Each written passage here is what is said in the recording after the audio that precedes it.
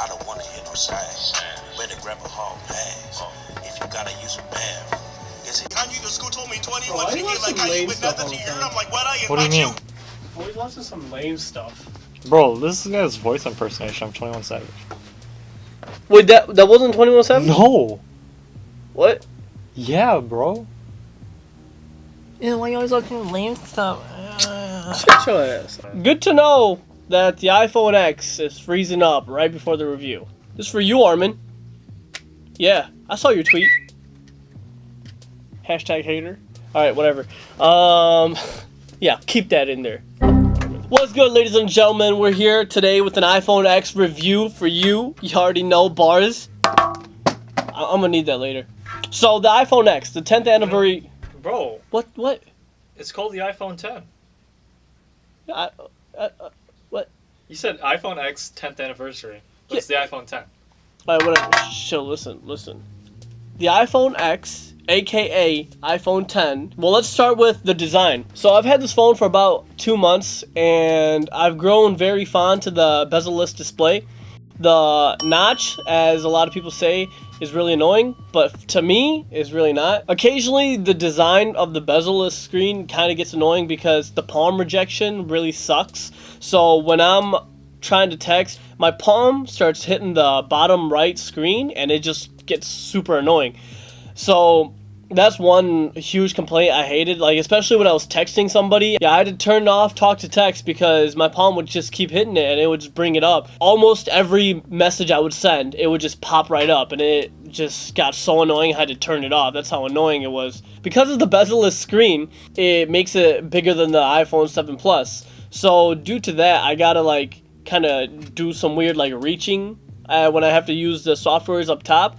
We'll get to software later. I feel like I'm gonna drop it more often because of the weird grip I have to have for it, because I utilize the top screen even more now. The iPhone 10 has a 5.8-inch Super Retina HD display, bezel-less. The iPhone 8 has a 4.7-inch display, regular HD Retina. And the iPhone 8 Plus has a 5.5 Retina display. So with being like the same size as the iPhone 7, like the phone appears to be narrower because the screen is taller than like what it is. Exactly. Here we go, Chad jumping in the tech gang. Because the screen is the biggest that Apple is making right now. I don't know. I feel like the one-handed use of it is really weird. Another thing is I always feel like I'm gonna drop this because of the weird grip. Let's move on to the position of the camera. So this is the first time Apple has used the vertical alignment of the camera instead of a horizontal. Honestly, it's not that big of a difference. The only difference is the flash is in the middle now between the regular camera and the telephoto.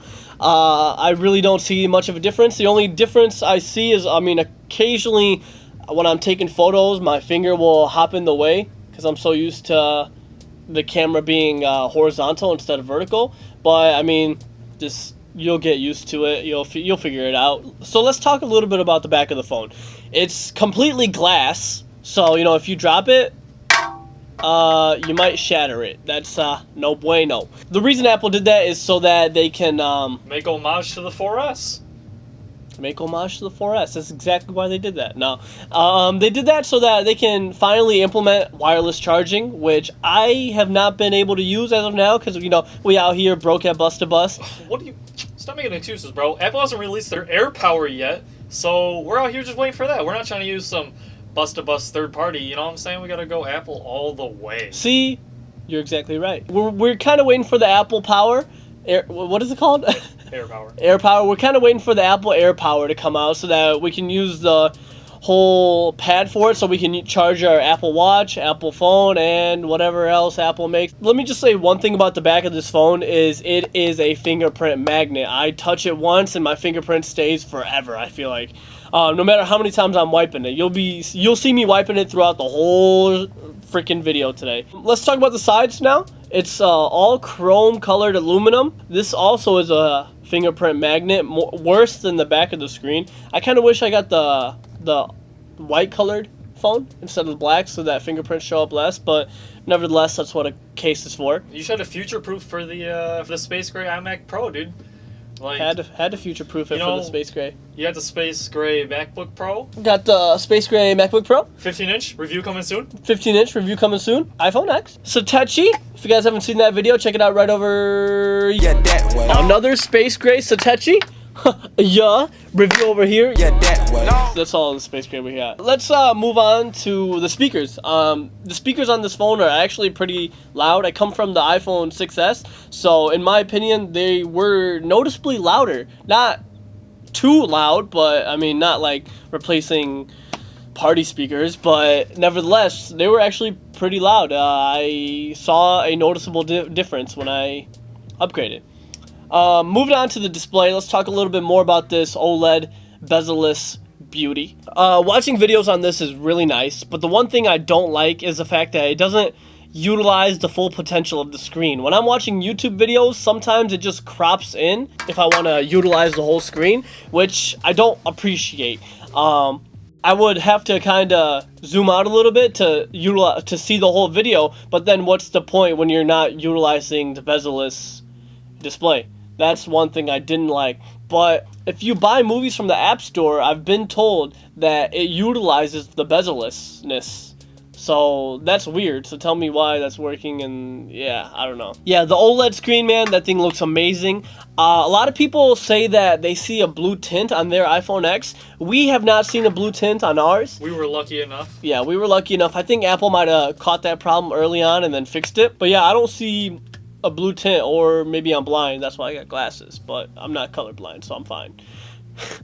Bars! A lot of people will say that they have burn-in issues. I have not seen burn-in issues with this phone either. So let's move on to the most important part of the phone, in my opinion. The phone. The camera. Oh, okay, yeah. I think this is one of the best iPhone cameras ever.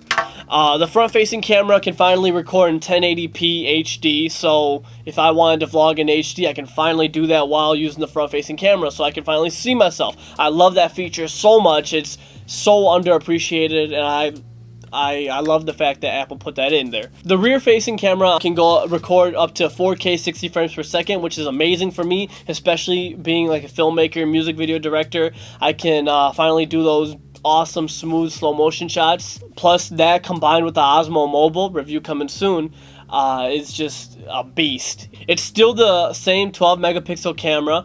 No more megapixels or less than all the other iPhones. And slow motion goes up to 240 frames per second at HD. So, if 120 wasn't fast enough for you, 280, or technically it'd be slow enough, but also fast, but I don't know, I guess depends which one you want to use. If you just wanted more frames, more than 120, they got 240 now. Thank you. 100%. You know, we out here at Busta-Bust and all, you know, turning the up. I don't know, I'm gonna...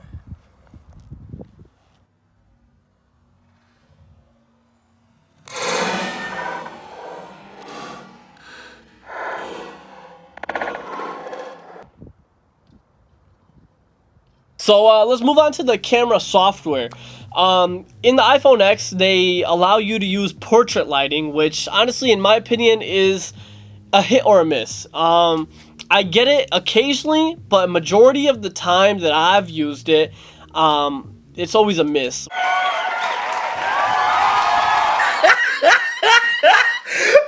at the top of his head. Occasionally it works when you have nice contrast between you and the background, but other than that, it really doesn't work that great. Portrait mode on the front and the back works very decently. So on the iPhone X, you finally have portrait mode on the front-facing cameras, which is awesome for you selfie takers. The one downfall about the portrait mode is that it sucks in low light. There's really no beating that. It's still an iPhone at the end of the day. It's not a DSLR or a mirrorless camera. HDR works really nice on the iPhone. The only problem is we don't really have many devices that can utilize HDR, but nevertheless, HDR looks great on the OLED display screen. Let's move on to iOS 11, shall we? Swiping up to leave an app. That's honestly not as bad as I thought it was going to be.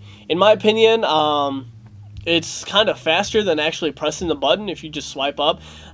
It takes a little while for your thumb to get used to it, all that motion so many times a day. When I went back to using other phones, like Chad's iPhone 7 Plus for using B-roll, I forget that it's not an X and I gotta press the button. The one thing I don't like about that is when an app freezes up, you gotta shut down your phone. So one thing that I really hate about the iOS 11 on the iPhone 10 is the fact that you have to use the notification center at the top right and... No, sorry. You have to use the notification center at the top left and the control center at the top right. See, it's still confusing. See, I'm still confused. 2 months in. For real, it's 2 months in and I'm still confused. I stopped using the control center. It sounds really dumb. First world problems. Because I gotta extend my thumb further up, I don't want to do it. Like, I gotta adjust my grip and then go up and then adjust my grip back down. So I'm like, then what's the point if I gotta do all that Bro, stuff? just get a pop socket. See, bro, I just don't like them. Like, I'm just like, yeah, whatever. That's whoever thought of that is smart and a genius if people like that. But I like my phones to have a clean look. That's just me, you know. Being a tech reviewer, it's got to look clean out in public. Got to be flexing. But nevertheless, like, I just hate the fact that I got to do that. And I feel like I'm going to drop my phone every time I shimmy up and then I shimmy down. Or if I just kind of, like, got to, like, I don't know, man. It's just really annoying. Oh, another thing that I really hate is the fact that I can't view the battery percentage, unless I drop down the control center. Thank you. If I want to take a quick glance, I got to guesstimate now to see what my battery percentage is at. Or if anything, take away the battery and just have the percentage, like 46%. Right, that's what I'm saying. Or put the percentage in the bar. I mean, it might be tiny, but you'd still be able to see it. One thing that I really like about it is the fact that you have screen recording finally in iOS 11. As a content creator and as someone that uses social media a lot and that would like to show people how to do things, I love using that. And most of these features are primarily for the iPhone 10, but the screen recording is for everybody, so that's what's awesome about it.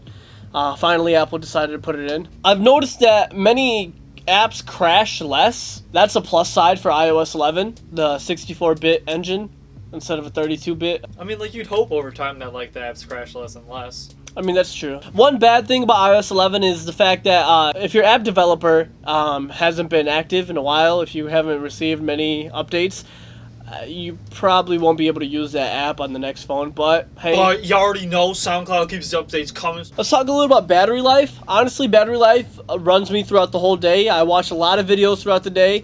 I mean, it's my job, practically. By the time I go to sleep, I approximately have about 20% left. But if I do a lot of battery draining extensive work, such as like recording in 4K 60 frame or stuff like that, it'll drain a lot faster and you'll definitely notice it. On an average day when I'm shooting with the iPhone 10, I have to charge it maybe once or twice, but nevertheless that's expected. So I wish Mophie made a case for this, or I mean, I would have bought it. You know, if you guys haven't seen our Mophie videos, check that out over here. Yeah, that way. So the iPhone 10 supports fast charge. Out of the box, you don't get an adapter for fast charging. It still comes with the same 5-watt.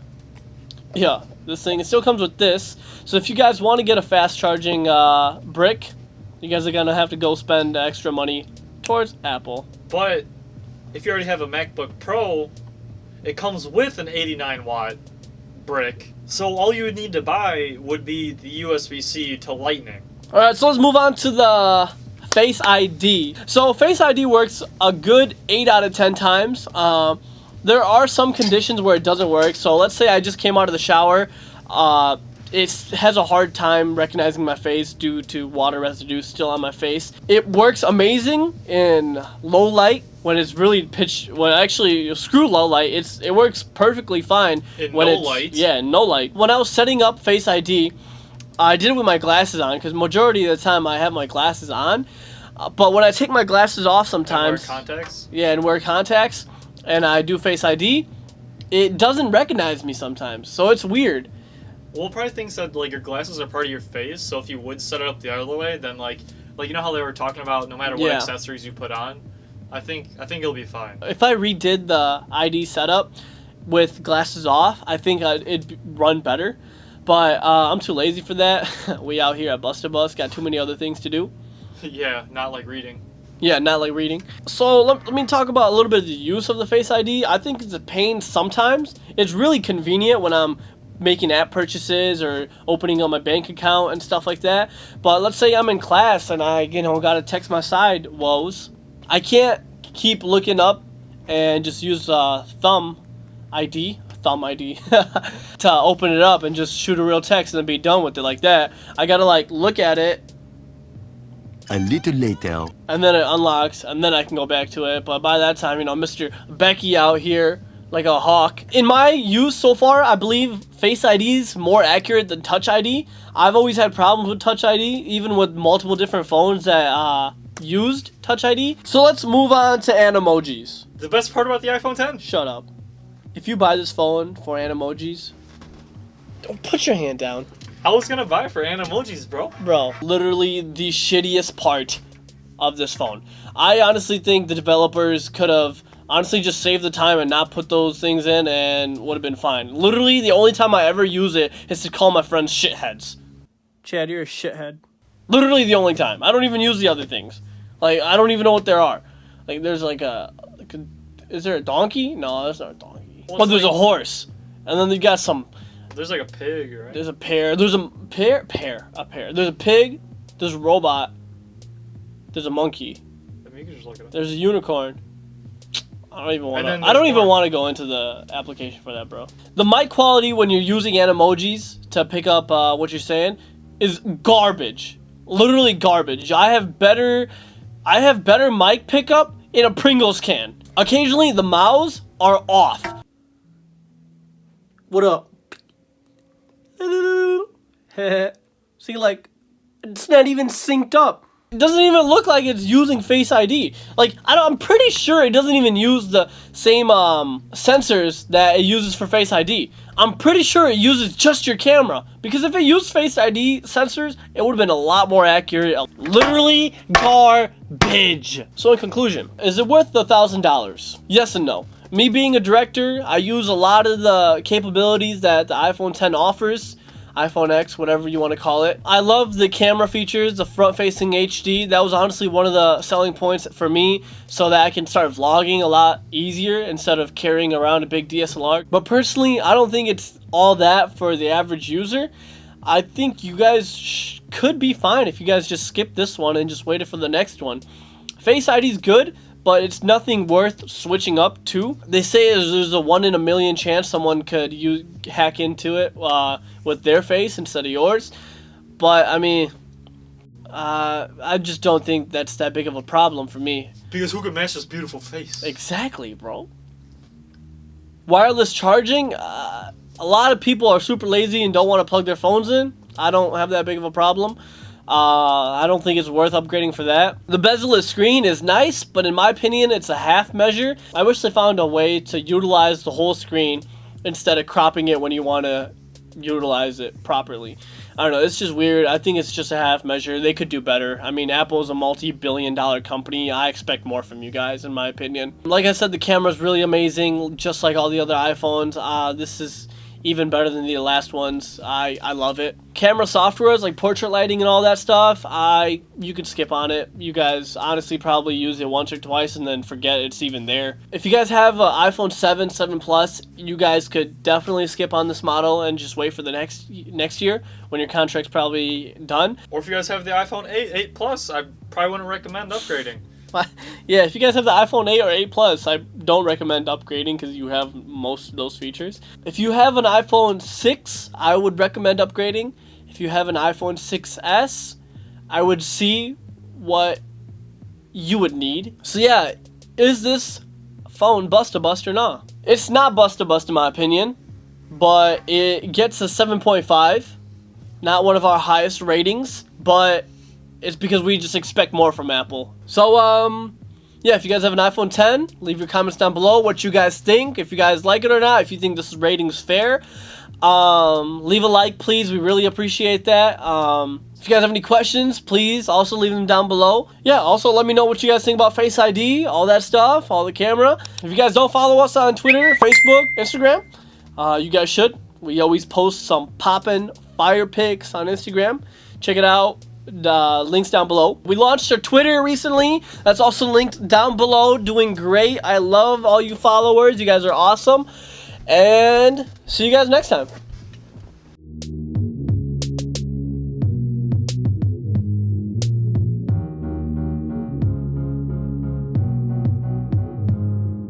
Yeah. Yeah, I don't know. You guys are still here? What are you guys still doing? Get out of here. Oh, 100% bro. I forgot to turn it off.